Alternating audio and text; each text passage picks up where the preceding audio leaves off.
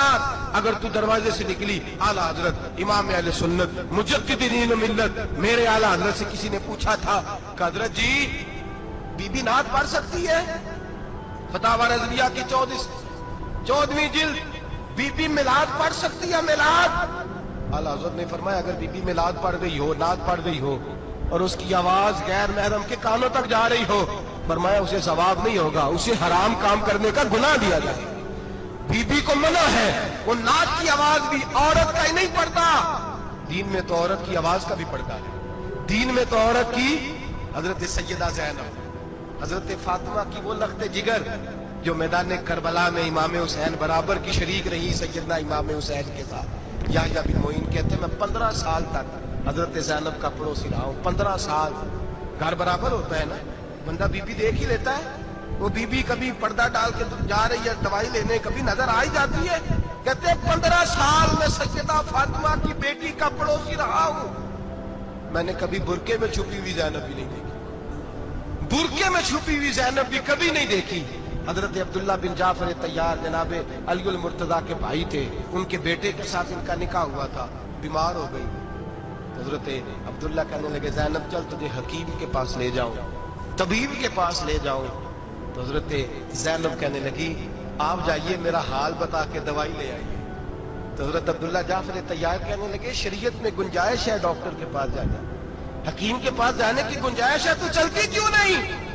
तो हजरत ज़ैनब कहने लगी शरीयत में गुंजाइश तो है, पर अब्दुल्ला मेरी मजबूरी ये है कि मैं फातिमा की बेटी हूँ। शरीयत में गुंजाइश तो है पर मेरी मजबूरी ये है कि मैं हुसैन की बहन हूँ। शरीयत में गुंजाइश है पर मैं हसन की बहन हूँ। शरीयत में बड़ी गुंजाइश है पर लोग मुझे मोहम्मद अरबी की नवासी कहते हैं। गुंजाइश तो है तो मैं नहीं ना निकल सकती, इसलिए कि जितना कोई अपने आप को दीन के करीब जानता है उतना उसके पैरों में शरीयत की जंजीरें ज्यादा होती हैं। तो जनाब सैयदना अब्दुल्ला कहने लगे अगर तू पर्दा कर गई, अगर तू चली गई, फरमाने लगे ये तो अल्लाह की मशीयत है, तू दवाई ला दे ताकि मैं खा लूं, और अगर मैं चली गई तो मैं अपनी माँ से जाके कहूंगी कि अम्मा सारी तकलीफें मैंने छाती पे बर्दाश्त की हैं पर मैंने तेरे पर्दे पर आंच नहीं आने दी। मेरे भाई ये उसवा नूर है, ये उसवा हसना है, ये हमें सिखाया जा रहा है। मेरे हबीब करीम की बीवियों का ये हाल था, बीवियों का अपने घर के आंगन में हजरत आयशा सिद्दीका, हजरत सौदा, जनाब हफ्सा अपने सेल में जब बैठती थी ना तो दीवार की तरफ मुंह करके बैठती, दीवार के साथ लग के दीवार की तरफ। बीबियां अपने घर के अंदर भी दीवार की जानिब मुंह करके बैठती थी। लोग पूछती, बीबियां पूछती कि अपने घर में भी दीवार को मुंह करने का मतलब?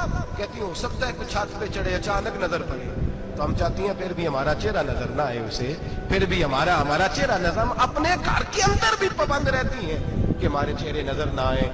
खुदा रहा बड़े पैसे जिंदगी में लुटाए हैं, 1000 1500 बुरके पे भी खर्च करो, वो घर ले जाओ, वो अम्मा को भी दो, बहन को भी दो, बीवी को भी दो, उसको कोई ये पहन ले, इसलिए कि जब तो हजरत फातिमा के तरीके का पर्दा करेगी तो तेरे आंगन में सैयदा ज़ैनब की तरह की बेटियां पैदा होंगी, वो उस सुन्नत पे चलने वाली बेटियां तेरे आंगन में आएंगी। खुदारा मेरे भाई आज ये नियत करो, ये इरादा करो और अपने घरों को पर्दे का पाबंद बनाओ। अगर एक बेटी पर्दादार हो गई तो कई खानदान पर्दादार हो जाएंगे, अगर एक बेटी पर्दादार हो गई तो कई घराने संवरेंगे, कई जगह पे नूर फैलेगा। ऐ अर्श के मालिक, ऐ मेरे महबूब के खुदा, तुझे वास्ता है मेरे महबूब की बीवियों का और तुझे सदका हुजूर की शहजादियों का। ऐ अल्लाह इतना करम बरसा, इतनी रहमत बरसा कि मेरे वतन की बेटियां और मेरे वतन की माएं बहनें बच्चियां ये समझ जाए कि हमारी निजात सिर्फ हजरत फातिमा के बुरके में है, हजरत आयशा के पर्दे में है, सैयदा खदीजातुल कुबरा के हिजाब में है। अल्लाह करे ये समझ जाए और ये जब भी सजदा करें तुझसे हयाई मांगे, ये तुझसे जब भी सजदा करें ये तुझसे अपने लिए चादर ततहीर और पर्दा तनवीर ही मांगे।